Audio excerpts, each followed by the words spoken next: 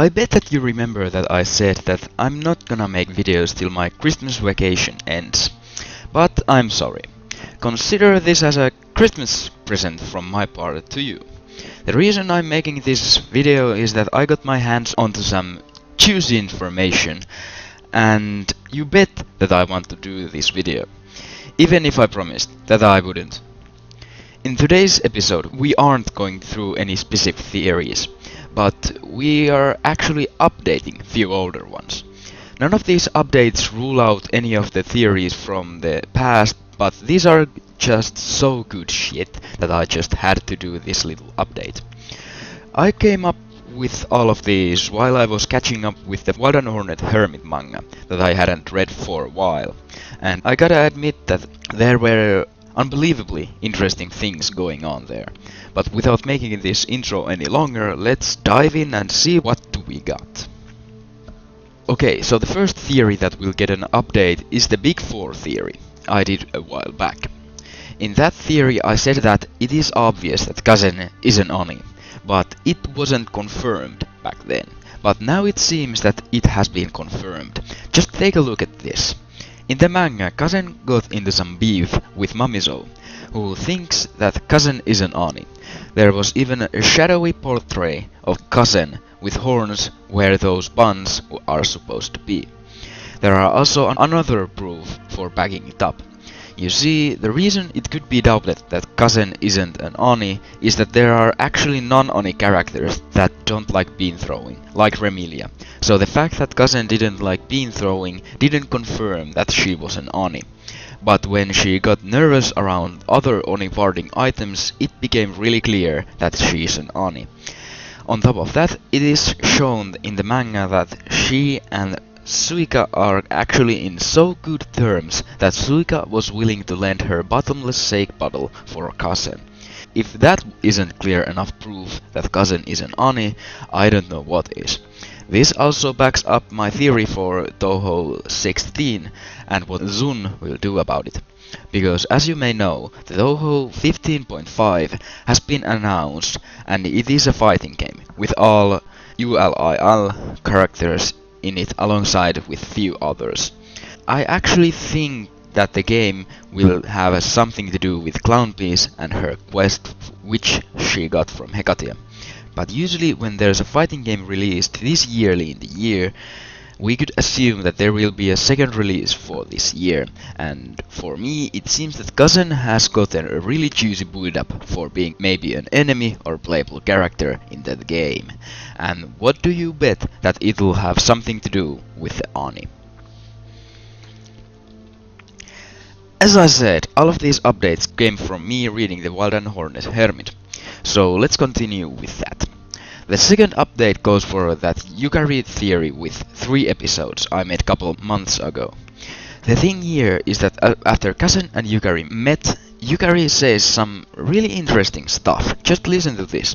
After a short conversation with Kazen and Yukari where they talked about how Sumeriko's coming and going back and forth between Gensokyo and the outside world of via dreams causes other people from the Gensokyo to switch places with her while being asleep.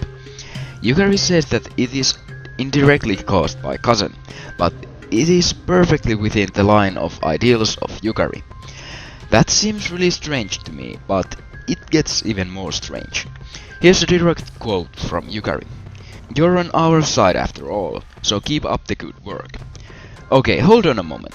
There are 2 questions that popped into my mind after this. When Yukari said our, who did she mean by that? I mean she talked in plural, and it was even highlighted. And the second question is, who is sided against who?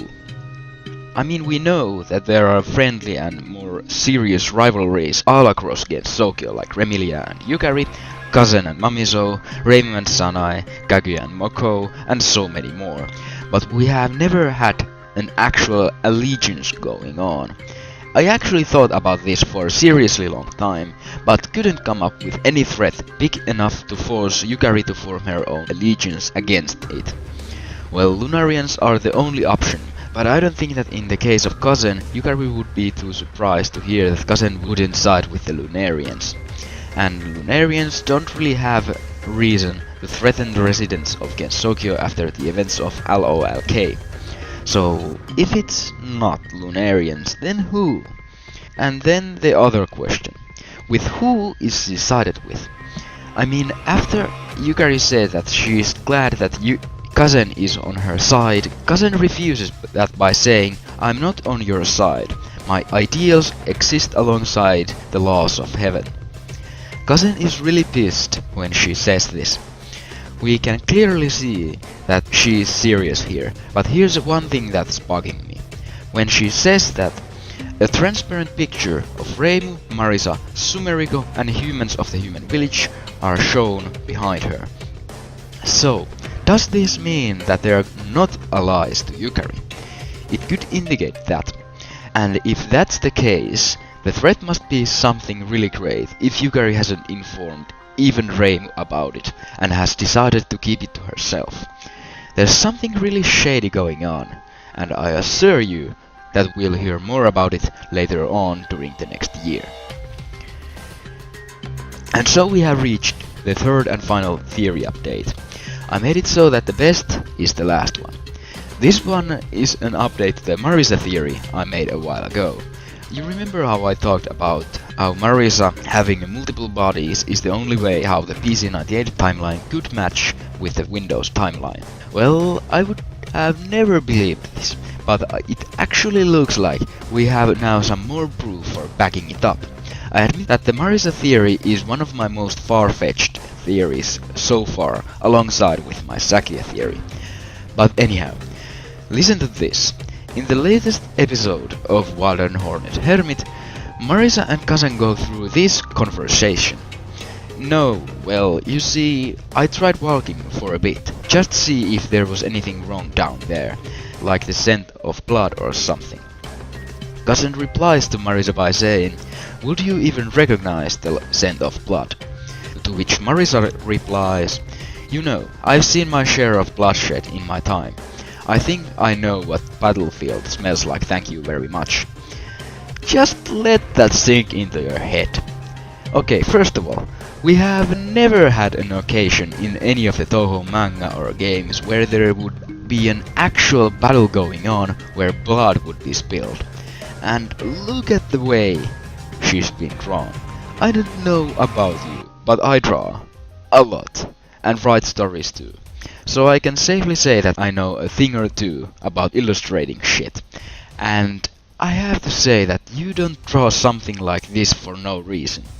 And after that, the whole thing is dropped out of nowhere. It isn't mentioned again in any part of the manga. Could it actually be that our prayers have been answered? That one of the most far-fetched and hardest theories I've yet made could actually turn out to be more than just a theory? Who knows? But wait, there's more. Few chapters earlier, Marisa makes a really interesting quote. "Something feels totally out of ordinary, almost like opening a door to Makai." That's really interesting, because only time we have seen a door leading to Makai is in HRTP, but after that there has never been a door leading to Makai. Currently, as far as we know, only way to get to Makai is via that Balangwing ship that Byakuren has. After the events of HRTP, there has never been a door leading to Makai. But what if I told you that I have been misleading you here? Because you see, Marisa wasn't talking about the door, but instead a door. Marisa talks about it almost in a way that would suggest that she could just open up a gateway to Makai whenever she wants. And that's something to think about, don't you think?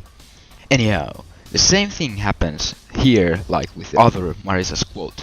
It isn't brought up even once after this. Call me crazy, but for me it seems that the author of this manga is dropping some sort of clues for us on his own peril. This is just too suspicious to be just something random meant to just fill in the pages of these magazines. And I think that this quite wraps it up. We didn't have any proper theory for today, but we truly had some unbelievably interesting topics and updates for our earlier theories. I just have to admit that this is what I love in Touhou franchise. These tiny details just scattered around for us to find. Be it something random or something that actually has a meaning. But anyhow, after all this, I really cannot wait for the upcoming year, for it seems that we are about to have some shit hitting the fan next year like I predicted. And when it comes to these updates, I'd really like to hear your opinions about these, about Yukari's allegiance and Marisa's out of context quotes. Could they be actually hints for something great yet to come, or is it just my wild imagination playing tricks on me? I'd also like to mention that all of you are free to point out if there are any new possible sources of information that could provide us with updates like these, because I'm sure that there is always something that I'm missing. But anyhow, this has been a supposedly quick lore update video that I wasn't supposed to make, but fuck the police. I'd once again like to inform you that these things said on a video are not canon and they're just theories, but who knows, maybe they'll actually turn out to be true. Also, if you have any theory ideas, feel free to leave them into the comments down below. I'd be happy to hear them. But for now, I have to bid you a farewell. My name is Touhou, and now I assure you that we'll see in 2017.